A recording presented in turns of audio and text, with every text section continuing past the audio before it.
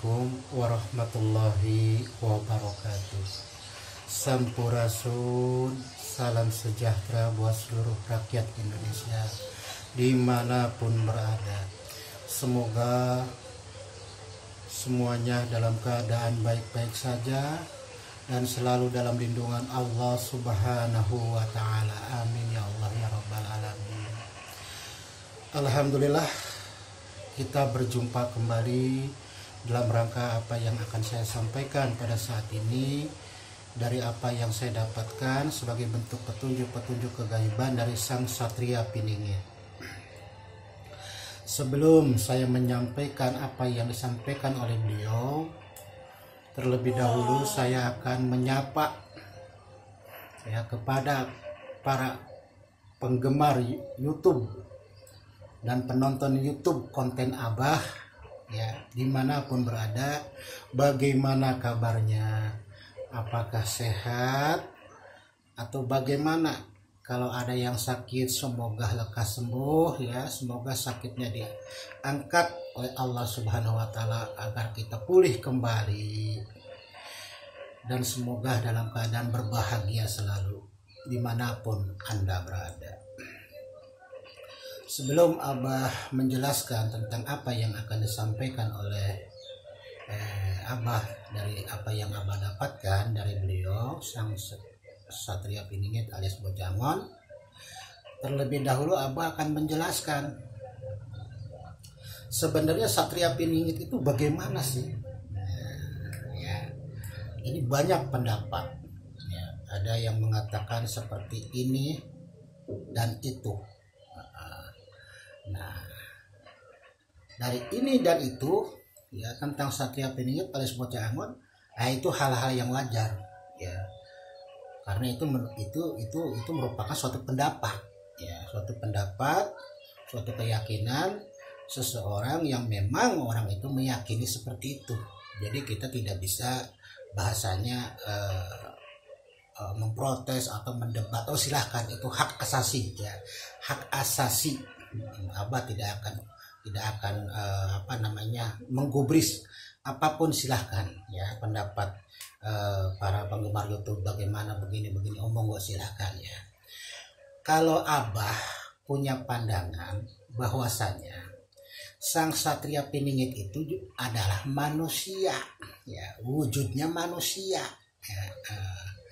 manusia yang dari kecil sudah dimomong oleh leluhur, dari kecil sudah dimomong oleh leluhur sampai dewasa lah, sampai dikatakan sang satria itu calon sang satria itu menemukan suatu ilmu kesucian diri, yaitu apa? Ilmu Thariqah As-Sahadatain. Nah, kebetulan sang satria itu pada waktu itu dia memilih mempelajari Thariqah As-Sahadatain. Dia belajarlah sampai lulus johirnya, lulus batinnya, sampai dia mengenal sejati diri dia, sampai dia mengenal sejatinya ing manusia yaiku rasane Allah.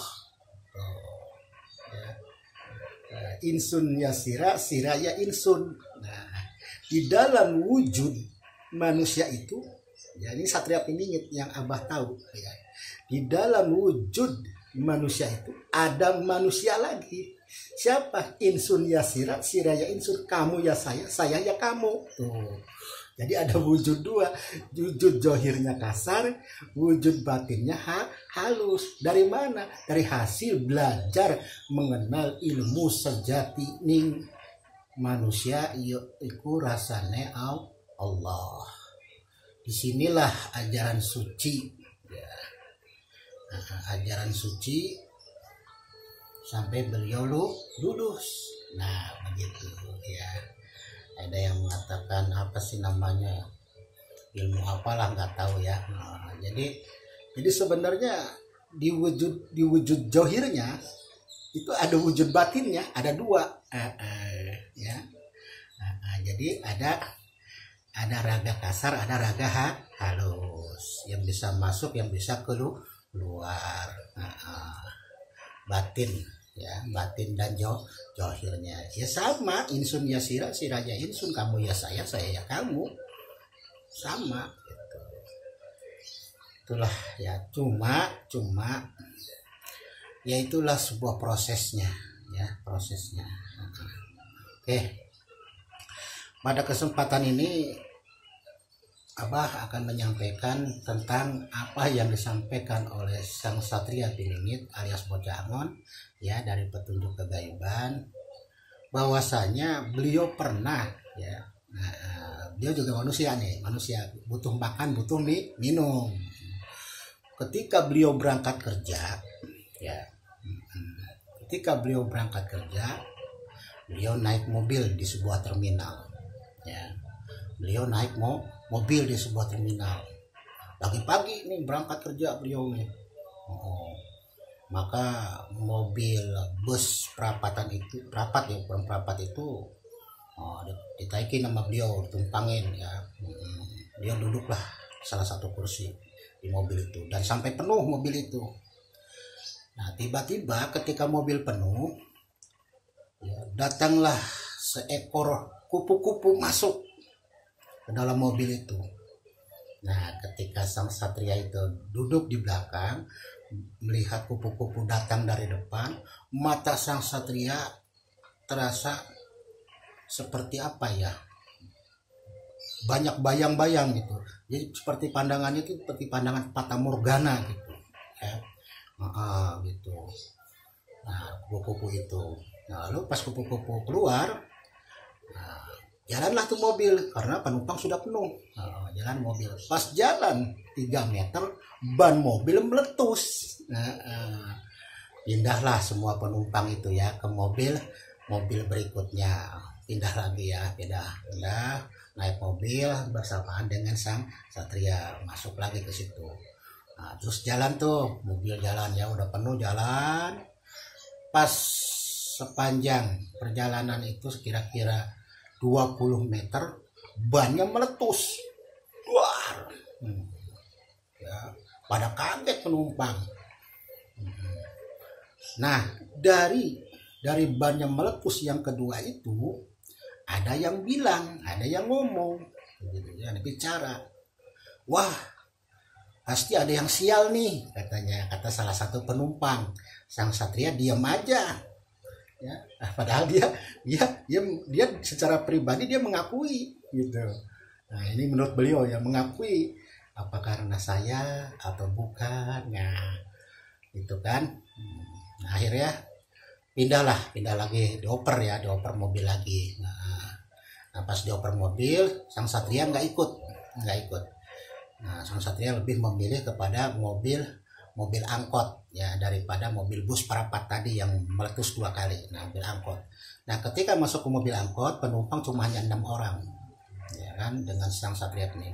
Ketika duduk, Sang Satria itu baru jalan 5 meter, ban mobil angkot itu meletus, tuar. Nah, akhirnya ya sudah, Sang Satria jalan kaki menuju teman mobil. Nah, ya, Sang Satria jalan kaki menuju teman mobil.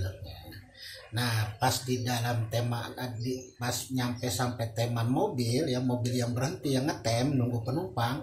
Nah, kebetulan ada satu mobil nih, mobil bus perapat nih.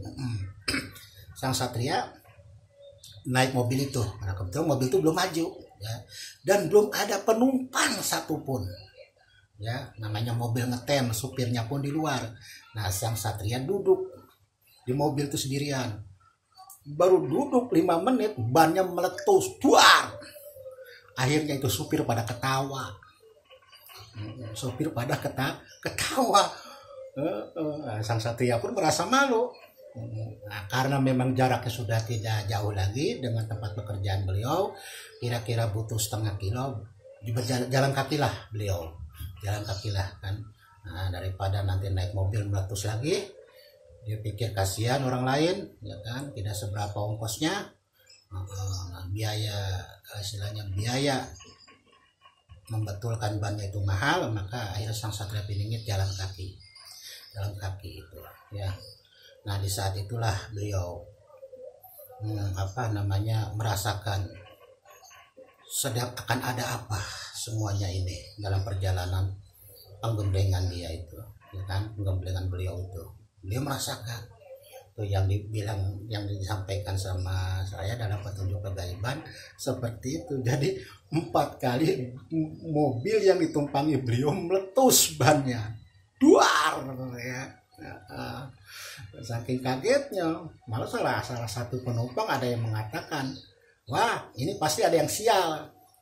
Ya sang Satria Piningit terdiam. Dia dalam hatinya dia mengakui, ya jangan-jangan nih karena ada saya kan. Ternyata benar, setelah beliau keluar itu yang lain lurus jalan terus, tidak ada apa-apa gitu. Nah dibuktikan lagi dengan sang Satria naik angkot meletus, terus naik mobil yang ngetem meletus. Ya sudah, akhirnya beliau berjalan kaki ya. Nah itu saja para penggemar YouTube dimanapun berada, semoga dalam keadaan baik-baik saja. Dan Abah ucapkan terima kasih kepada para penggemar YouTube yang sudah hadir di konten Abah ya, baik yang memberikan saran, masukan ataupun kritikan dan sebagainya. Abah terima ya, Abah terima. Dan jangan lupa, agar konten Abah ini selalu ada, Abah akan menyampaikan apa yang menjadi sebagai bahan pembahasan, baik itu perjalanan tentang sang Satria Piningit ya, ataupun tentang tugas beliau ya.